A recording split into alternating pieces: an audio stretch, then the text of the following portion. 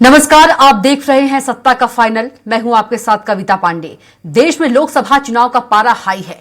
19 अप्रैल को पहले चरण का चुनाव है। इसमें मध्य प्रदेश की 6 सीटें और छत्तीसगढ़ की 1 सीट शामिल है। मध्य प्रदेश के जिन 6 सीटों पर 19 अप्रैल को वोट डाले जाने हैं, उनमें छिंदवाड़ा की हॉट सीट भी शामिल है।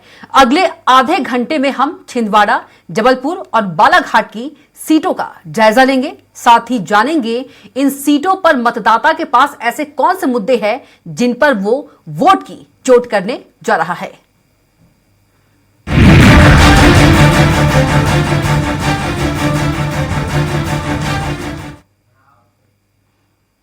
मध्य प्रदेश में जिन सीटों पर पहले चरण में मतदान होना है, उनमें छिंदवाड़ा को सबसे ज्यादा हॉट सीट कहना गलत नहीं होगा। वजह साफ है, ये सीट कमलनाथ का गढ़ है। इसे कांग्रेस की परंपरागत सीट भी कहा जाता है। बीते 45 साल में सिर्फ एक बार इस सीट से कमलनाथ परिवार के प्रतिनिधि को हार का सामना करना पड़ा। पर दलीय स्थिति क्या है? लोकसभा चुनाव 2024 में छिंदवाड़ा सीट पर दल बदल इस बार सबसे बड़ा मुद्दा है। बीजेपी ने एक बार फिर बंटी साहू को मैदान में उतारा है। बीते 1 महीने से छिंदवाड़ा में दल बदल का खेल चल रहा है। कांग्रेस के कई नेता भाजपा में शामिल हो चुके हैं। कमलनाथ के सबसे पुराने और भरोसेमंद नेता भी उनका साथ छोड़ चुके हैं। दीपक सक्सेना और उनके बेटे अजय बीजेपी ज्वाइन कर चुके हैं।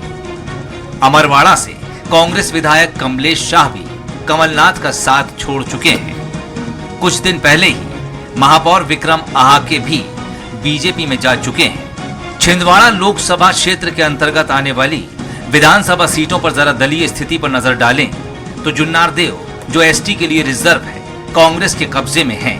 सुनील उइके यहां से विधायक हैं। इसके अलावा अमरवाड़ा सीट, जो एसटी के लिए रिजर्व है, कमलेश प्रताप शाह यहां से विधायक हैं और वो बीजेपी से आते हैं। चौराई सीट पर कांग्रेस का कब्जा है। चौधरी सुजीत यहां से विधायक हैं। सौसर सीट पर विजय रेवंत विधायक हैं, जो कांग्रेस से आते हैं।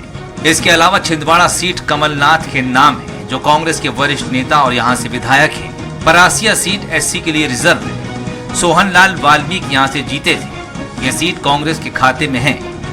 इनके अलावा पांढुर्ना सीट, जो एसटी के लिए रिजर्व है, नीलेश उइके यहां से विधायक हैं और ये सीट भी कांग्रेस के खाते में आती है। Election desk, Swaraj express. तो चलिए अब जान लेते हैं बालाघाट लोकसभा सीट के बारे में। जानते हैं कि सीट पर दलीय स्थिति क्या है। लोकसभा चुनाव 2024 पर नजर डालें तो बालाघाट सीट में विकास जैसा कोई मुद्दा इस बार हावी नहीं है। यहां केवल प्रत्याशी की जाति ही पूरे चुनाव पर हावी नजर आ रही है। बीजेपी ने इस बार पार्षद भारती पारधी को मैदान में उतारा है। भारती पारधी पवार जाति की हैं, जबकि कांग्रेस ने सम्राट सरस्वार को टिकट दिया है। सरस्वार ठाकुर बिरादरी से आते हैं। इनके अलावा पूर्व सांसद कंकर मुंजारे बसपा से हैं। उनकी पत्नी अनुभा कांग्रेस विधायक हैं, जो लोधी समाज से आती हैं। तो इस बार बालाघाट सीट पर पंवार, ठाकुर और लोधी समाज के उम्मीदवारों के बीच तगड़ा मुकाबला है। अब एक नजर लोकसभा सीट में विधानसभावार स्थिति पर। बैहर सीट, जो एसटी के लिए रिजर्व है, संजय उइके इससे विधायक हैं। ये सीट कांग्रेस के कब्जे में है। लांजी सीट पर राजकुमार कर रहे विधायक हैं और ये सीट बीजेपी के कब्जे में आती है। परसवाड़ा सीट पर मधुभाऊ भगत कांग्रेस विधायक हैं।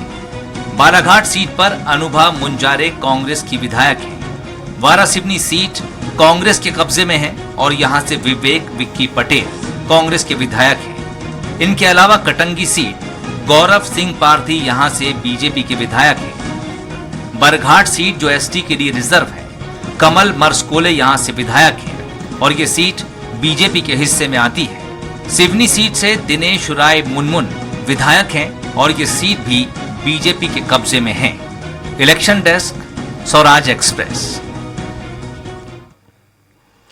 चलिए अब बात जबलपुर लोकसभा सीट की। इस सीट पर दलीय स्थिति क्या है और साथ ही यहां के स्थानीय मुद्दे क्या हैं?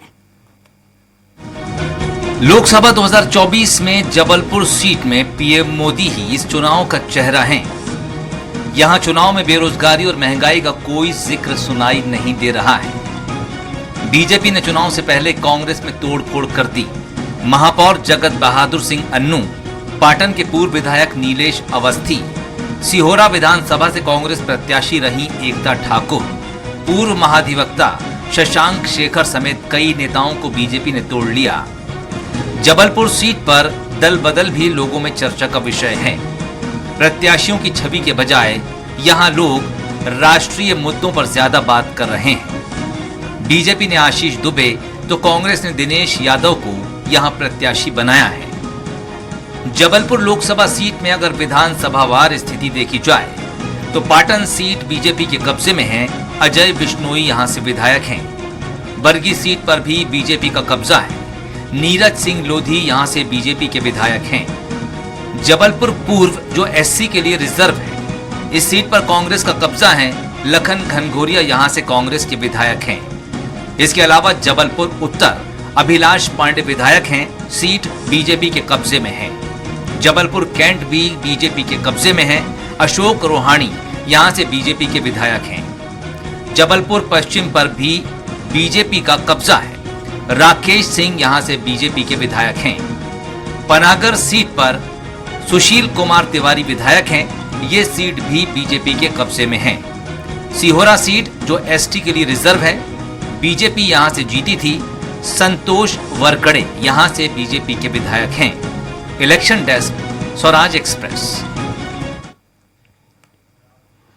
लोकसभा चुनाव 2024 के पहले चरण में मध्य प्रदेश की 6 सीटों जबलपुर, मंडला, बालाघाट, शहडोल, सीधी और छिंदवाड़ा संसदीय सीट पर 19 अप्रैल को मतदान होगा। सभी राजनीतिक दल इन सीटों पर अपने प्रचार में जुटे हुए हैं।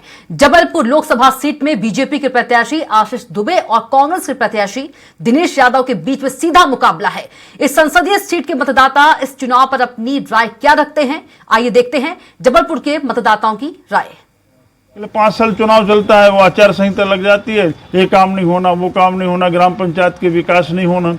तो एक बार में एक चुनाव हो जाए तो ये देश में तो वो दूसरी पार्टियां नहीं कह रही, वो एक जो पार्टी कह रही हम तो उसी को करेंगे।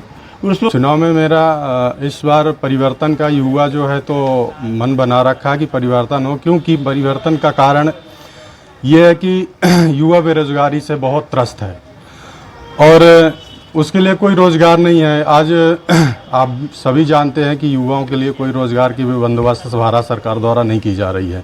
पेंशन स्कीम है, कोई पेंशन स्कीम नहीं है। स्वास्थ्य के लिए कोई चिकित्सा की कोई उनके लिए सुविधा नहीं है। और जिस तरह से सरकारी नौकरी में हमारे CL है, EL है, मेडिकल छुट्टियां मिलती है, प्राइवेट के उन जो कर्मचारी उनको ये सुविधाएं नहीं दी गई हैं। और जिस तरह से हमारा LIC इंश्योरेंस सारे विभागों को प्राइवेटीकरण की तरफ ले जाया गया।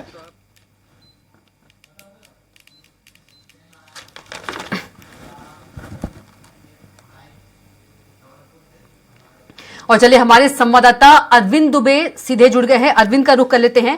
अरविंद, यदि जबलपुर की बात करें, जबलपुर बीजेपी का गढ़ माना जाता है। 28 सालों से जबलपुर में यदि बात करें बीजेपी का कब्जा है, जो कांग्रेस से जीत के लिए तरस रही है। अभी हम मतदाता को भी सुन रहे थे, मतदाता का कहना है कि स्वास्थ्य सुविधाओं की अच्छी जो है सुविधा नहीं है और जो युवा है, युवा के पास रोजगार नहीं है, बेरोजगारी ज्यादा है, त्रस्त है युवा। और क्या कुछ मतदाताओं की राय है, किसके पक्ष में इस बार जो जबलपुर में है, किसके पक्ष में जनता जाने वाली है? देखिए, ये जानना तो अभी काफी मुश्किल होगा क्योंकि जबलपुर की जो संसदीय सीट है उस पर मतदाताओं का रुझान किसकी तरफ है, ये जानना काफी मुश्किल होता है। क्योंकि जैसा हम सब जानते हैं कि बीजेपी ने अपने चुनाव प्रचार को बड़े अग्रेसिव मोड में रखा हुआ है। किसी भी तरह का कोई समझौता, किसी भी तरह की कोई दरियादिली जैसी दिखाने वाली बात बीजेपी संगठन के चुनाव प्रचार में नजर नहीं आ रही है। उनके साथ एक प्लस पॉइंट और है, विधानसभा में भारी बहुमतों से जो जीत उनको मिली थी उसका वो सहारा लेकर, वो अपना उसे बेस मानकर वे पूरे कॉन्फिडेंस के साथ मैदान में हैं। यहाँ यदि हम बात करें कांग्रेस की तो कॉन्फिडेंस थोड़ा सा डगमगाता हुआ जरूर नजर आ रहा है। संगठन उनके साथ कहीं पर नहीं, उनके प्रत्याशी के साथ किसी भी बड़े नेता ने जबलपुर में कोई बड़ा यहाँ पर प्रचार अभियान, रोड शो या ऐसी कोई रैली नहीं की है। प्रदेश अध्यक्ष जीतू पटवारी कुछ घंटों के लिए शहर में आए थे, एक पर्टिकुलर क्षेत्र में कुछ देर के लिए पैदल घूमे थे, इसके बाद में वापस चले गए थे। स्थानीय नेता भी उतने संगठित नजर नहीं आ रहे हैं, दिनेश यादव के साथ नजर नहीं आ रहे हैं। और कांग्रेस ने अपना जो घोषणा पत्र जारी, कोई ऐसी प्रभावशाली बात उन्होंने नहीं कही जो सीधे जनता के ऊपर प्रभाव डालती हो। वहीं बीजेपी ने अपने जो संकल्प पत्र है उसमें वो तमाम बातें की हैं जो अक्सर उनके नेता पिछले 5 सालों से अपने चुनावी सभाओं में नहीं कह लें, सामान्य सभाओं में भी वो बातें करते आए हैं। तो इस तरह से ये जो बातें हैं यहाँ पर देखें तो चुनाव जो है वो कहीं ना कहीं ऐसा लग रहा है कि इसमें कहीं कांग्रेस संगठनात्मक रूप से काफी कमजोर है, लेकिन बीजेपी कहीं मजबूत है। लेकिन जनता का मन एकदम से टटोलना काफी मुश्किल है, क्योंकि जनता का ये भी कहना है कि एक साथ 400 सीटों की जीत की घोषणा कर देना, ये कहीं ओवर कॉन्फिडेंस तो नहीं है। तो ये बातें भी जनता के दिमाग में है। हमारे साथ यहाँ पर स्थानीय लोग हैं, हम उनसे जानना चाहेंगे कि क्या आप लोग ऐसा मानते हैं कि बीजेपी का चुनाव प्रचार काफी मजबूत तरीके से चल रहा है या कांग्रेस का कमजोर है? किस तरह का देखते हैं आप लोग, या सिर्फ ये कही सुनी बातें हैं, आप लोगों के मन में कुछ और है? देखिए क्या है, बीजेपी जो है ना, एक तरीके से मुझे ये लगता है कि अपना प्रचार अच्छे से कर रही है, लेकिन कांग्रेस यहाँ पे कमजोर हो रही है। हाँ, तो कहने का मतलब ये है, आना तो वैसे बीजेपी को ही चाहिए, बट मेरे हिसाब से कांग्रेस जो है अपना प्रचार जो है थोड़ा सा कमजोर तरीके से कर रही है, तो कांग्रेस को थोड़ा सा अपना बढ़ावा देना चाहिए इस प्रचार। आप क्या सोचते हैं? हम भी यही सोचते हैं। ऐसा लगता है कि जैसे कांग्रेस क्या संगठन के तौर पर कमजोर पड़ी, इस वजह से ये दिक्कत आ रही है कांग्रेस को कमजोर पड़ रही है? बात भी ये भी आई थी कि कांग्रेस पार्टी कह रही है कि हमारे पास उतना पैसा भी नहीं है। क्या ये महत्वपूर्ण फैक्टर हो सकता है? हो सकता है मेरे हिसाब से। दिनेश यादव जो प्रत्याशी हैं वो 10 रुपए साथ में लेते हुए चल रहे हैं, लोगों से कह रहे हैं कि साहब प्रचार। हाँ, बीजेपी की क्या स्थिति देखते हैं? बीजेपी की ठीक है, स्थिति सही है, वो अपनी जगह। आप बता पाएंगे किस पॉइंट की वजह से बीजेपी की स्थिति को आप ठीक कह रहे हैं? इनका कार्य ठीक ठाक है, सभी कार्य उनके अच्छे चल रहे हैं। कांग्रेस के प्रत्याशी तो हैं, तो आपको क्या लगता है कि प्रत्याशी तो ठीक है, क्या पार्टी में कहीं दिक्कत लग रही है? ऐसा कुछ पार्टी में दिक्कत नहीं लग रही है और ना कांग्रेस के प्रत्याशी कमजोर हैं। सिर्फ मेरा ये मानना है कि जो बीजेपी है, बीजेपी अपना काम एक सही साथ पूर्वक कर रही है, इस चक्कर में ही दिक्कत समस्या वहां आ रही है कांग्रेस को। तो मेरे हिसाब से कांग्रेस को भी अपना थोड़ा सा प्रचार जो है थोड़ा अच्छे से करे, सारी चीजें अच्छे से करे, तो वो चीजें क्लियर हो सकती है। उनके बड़े नेता जबलपुर में नहीं आए रैली करने के लिए, रोड शो करने के लिए, तो इसका भी प्रभाव तो पड़ता है। ये थोड़ा सा एक नकारात्मक इफेक्ट गया। हाँ, वो चीज तो है कि नकारात्मक इफेक्ट गया है, और दूसरी चीज ये भी, छोटे भी जो नेता है वो भी कोई ज्यादा क्लियरेंस नहीं कर रहे हैं, तो चीजें वही है, बस एक कांग्रेस को दिक्कत यहाँ पर आ रही है। आपको क्या लगता है चुनाव प्रचार कैसा चल रहा है यहाँ पर? बीजेपी कांग्रेस क्या स्थिति लग रही है? चुनाव प्रचार तो बढ़िया चल रहा है, बीजेपी का अच्छा प्रचार है, और अभी जो मोदी जी भी आए थे तो बहुत बढ़िया। कांग्रेस की स्थिति क्या? कांग्रेस की स्थिति अभी कुछ नहीं है, इस बार बीजेपी 400 पार। वो ठीक है, लेकिन कांग्रेस क्यों ऐसी स्थिति में है जैसा आप बता रहे हैं? रीजन क्या? रीजन दुबे जी हमारे उनसे हम पे बात कर लिए, आपकी नजर में क्या क्या मामला? कांग्रेस नहीं, रीजन क्या है? कांग्रेस आप कह रहे हैं कि भाई कांग्रेस यहाँ पर कमजोर समझ में आ रही है, आप कह रहे हैं, ठीक है ना? तो थोड़ा सा कारण भी बताएं कि वजह क्या है? वजह क्या है, दुबे जी बताएंगे, हमारे दुबे जी ज्यादा। वो तो खैर बता चुके। एक चीज समझ में आ रही है कि कांग्रेस का चूंकि संगठन कमजोर है, यहाँ पर प्रत्याशी आपको ठीक लगता है? प्रत्याशी प्रत्याशी बहुत बढ़िया। अच्छा, यानी प्रत्याशी से संतुष्ट हैं, लेकिन संगठन जो है वो थोड़ा मजबूत होता तो मजबूत स्थिति और काम होता उसका। लेकिन यहाँ पे एक बात और देखिए, थोड़ा सा मैं आपसे डिस्कशन ये कर रहा हूं, यहाँ पर बात ये भी आ रही है कि शायद ये जो 400 पार का नारा है, ये लोगों के मन में ये अतिशयोक्ति जैसा लग रहा है। तो कहीं ना कहीं क्या बीजेपी को ये बात नहीं करना चाहिए थी, चुपचाप अपना काम करना था? ओवर कॉन्फिडेंस में है वो। ये बात क्योंकि जनता के बीच में है। इस बात को दूर कैसे करे बीजेपी? आपको तो सब चुनावी नतीजे आएंगे तभी समझ में आएगा क्या। बिल्कुल। अभी देखिए लगभग 2 दिन का समय है। आपको लगता है कि ये जो अरविंद, अतिशयोक्ति वाली बात जो सोच रहे हैं, एक एक सीट की उसको आप कैसे जानकारी दूर दे कर दीजिए। पाएं? क्या लगता है? अरविंद, फिलहाल क्या करना चाहिए? अरविंद, आवाज पहुंच पा रही है आप तक? अरविंद, सीटें हैं, जो सीटों की जानकारी आप दे दीजिए कि वहां पर क्या कुछ। अरविंद, आवाज पहुंच पा रही है आप तक?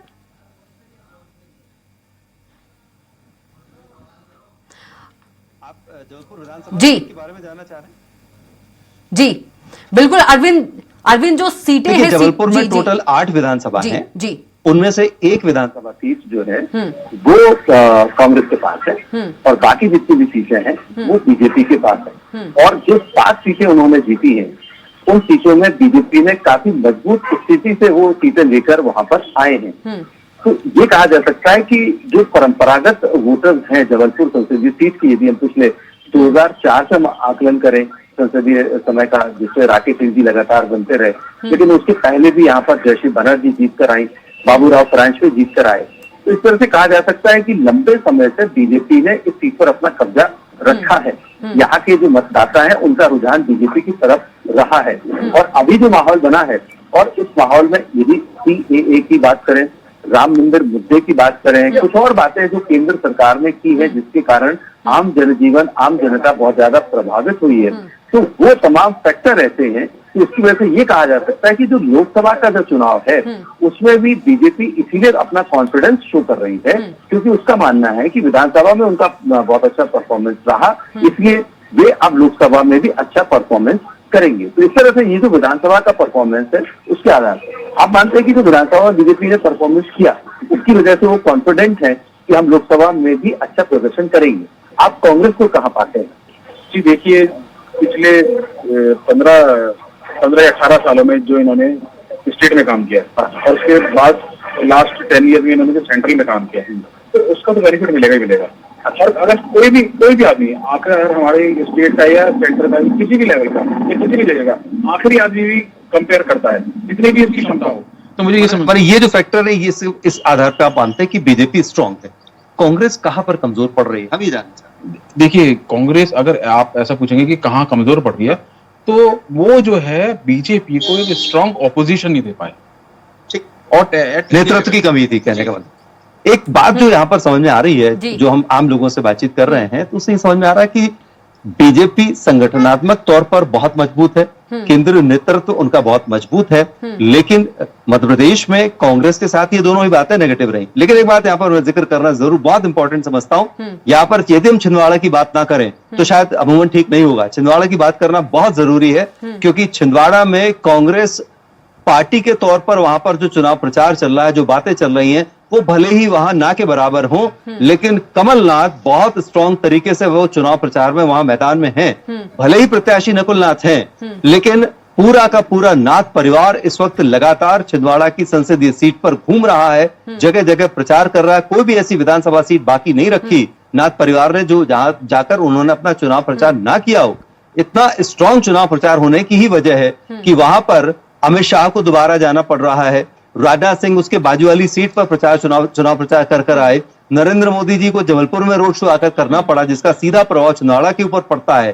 तो इस तरह से देखा जाए तो यही वजह थी कि बीजेपी के जितने स्टार प्रचारक थे उन्हें यहां पर सेंट्रल पॉइंट बनाकर छिंदवाड़ा को टारगेट करना पड़ रहा है क्योंकि वहां पर जबरदस्त कश्मकश है कांग्रेस और बीजेपी के बीच में। बातें कुछ भी हो रही हो, प्रचार कुछ भी हो रहा हो और भी तमाम सोशल मीडिया पर कुछ भी चल रहा हो, लेकिन जिस हिसाब से कमलनाथ शांत तरीके से चुनाव प्रचार कर रहे हैं उससे उन्होंने अपने लोगों को तो मजबूत बांध के रखा है, अपने पास रखा, समेट कर रखा हुआ है। ये एक अलग बात है कि उन्होंने पार्टी संगठन से कोई मदद नहीं ली है, पार्टी संगठन से उन्होंने कोई अपेक्षा नहीं की, पार्टी संगठन ने उन्हें एक तरह से अकेला छोड़ भी दिया। ये भी कहना कोई बहुत ज्यादा गलत नहीं होगा, लेकिन खुद उनकी मजबूत उपस्थिति ये बता रही है कि बीजेपी को जबरदस्त टक्कर है। चूंकि बीजेपी ने कसम खाई है कि कुछ भी हो जाए हमको छिंदवाड़ा सीट वापस लेना है 40 साल बाद, तो इसलिए वो पूरी ताकत वहां पर झोंक रहे हैं, लेकिन कमलनाथ भी पीछे नहीं हट रहे हैं। तो बहुत इंटरेस्टिंग है, नेशनल फेनोमेना वहां पर बना हुआ है। छिंदवाड़ा सीट पर एक जबरदस्त ताकत वहां का प्रदर्शन हम दोनों पक्षों की तरफ से देख पा रहे हैं। बिल्कुल अरविंद, यदि स्थानीय मुद्दों की बात करें, जबलपुर में ऐसे कौन से स्थानीय मुद्दे हैं जो कि जो सांसद है 5 साल पहले उन्होंने कहा था, दावे किए थे, वादे किए थे और वो पूरे नहीं हो पाए हैं अभी तक? यदि स्थानीय मुद्दों की बात करें तो पूरे मध्य प्रदेश की 29 सीटों पर स्थानीय मुद्दे तो लापता हैं, कहीं पर कोई चर्चा नहीं है। लेकिन चूंकि आपने पूछा है कि इस पर कौन सा वो बात थी जिस पर जो पूर्व सांसद राकेश सिंह नहीं कर पाए, तो वो सबसे बड़ी बात थी यहाँ पर हवाई सेवा को बरकरार रखना। हवाई सेवा दूसरे शहरों के लिए जो कनेक्टिविटी थी वो कुछ समय के लिए तो चली, लेकिन वो ऐसा लग रहा था कि महज 1.5 या 2 महीने के लिए वो बातें हुई थी। उसके बाद से एयर कनेक्टिविटी से इस वक्त शहर पूरी तरह से अछूता है। सिर्फ हफ्ते में 2 बार दिल्ली के लिए फ्लाइट आ रही है।